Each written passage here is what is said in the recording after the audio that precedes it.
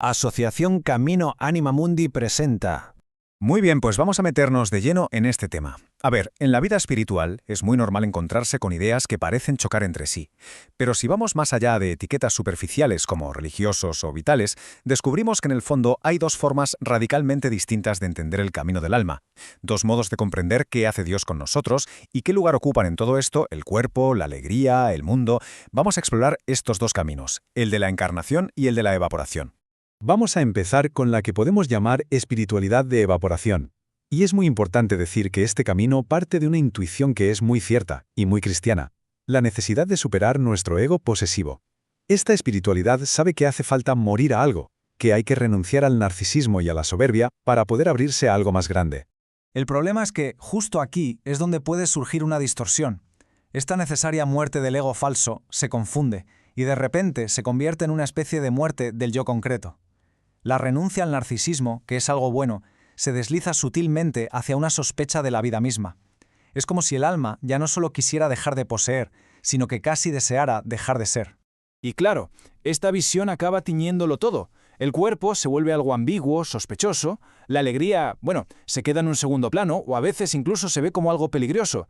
El mundo pasa a ser principalmente una distracción o un peligro. El propio yo se convierte en un obstáculo a superar. Y Dios es imaginado como una plenitud tan absoluta que parece que exige que nuestra vida concreta se vaya haciendo pequeña, que disminuya hasta casi desaparecer. El punto clave es este. La espiritualidad de evaporación, en su esencia, busca a Dios sí, pero lo hace a costa de la vida concreta. Y ojo, que puede producir almas muy intensas, muy puras, pero a menudo con una seria dificultad para decir sí plenamente al simple hecho de estar vivas. Bueno, pues pasemos ahora a la otra cara de la moneda, a la que llamamos espiritualidad de encarnación. Este camino no es que niegue la verdad del anterior, para nada. También sabe que el ego tiene que morir y que no podemos ser el centro de todo. Pero, y aquí está la clave, apunta a un resultado completamente diferente.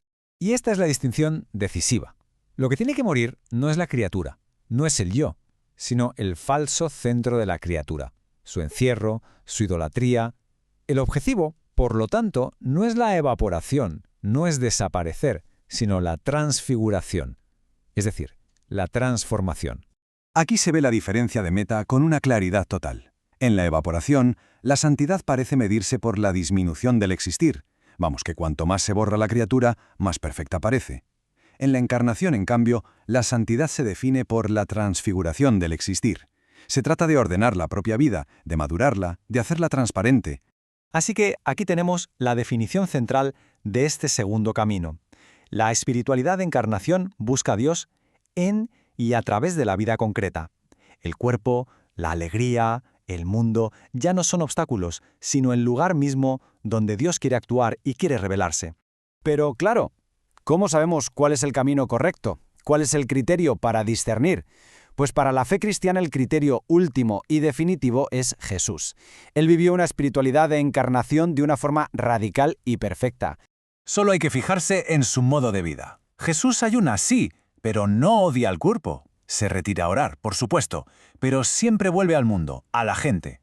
Su amor total al Padre no es que le quite humanidad, al contrario, la intensifica. Y lo más decisivo de todo, muere, pero resucita con cuerpo. Su vida no es, para nada, una fuga. Esta frase lo resume a la perfección. En Cristo, la cercanía a Dios no nos aleja del mundo, sino que nos enseña una forma nueva de estar en Él, de habitarlo. La santidad, por tanto, no es despreciar nuestra condición terrena, sino dejar que el modo de ser de Cristo tome carne en ella. Vale.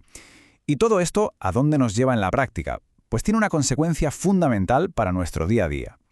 Cambia por completo el foco de nuestra vida espiritual. Ya no se trata de pensar en cómo escapar o cómo elevarnos por encima de lo real. La pregunta se transforma en algo como esto. ¿Cómo ama a Dios aquí, ahora mismo, en esto tan concreto que tengo delante? ¿Cómo se transparenta su amor en mi modo de hablar, en mi forma de trabajar, de cuidar a otros, de descansar, de celebrar, incluso de sufrir? El objetivo, por lo tanto, ya no es disminuir la propia existencia para que solo quede Dios. El objetivo es, más bien, permitir que Dios madure nuestra existencia, que la haga más verdadera, más libre, más presente y, al final, más amorosa.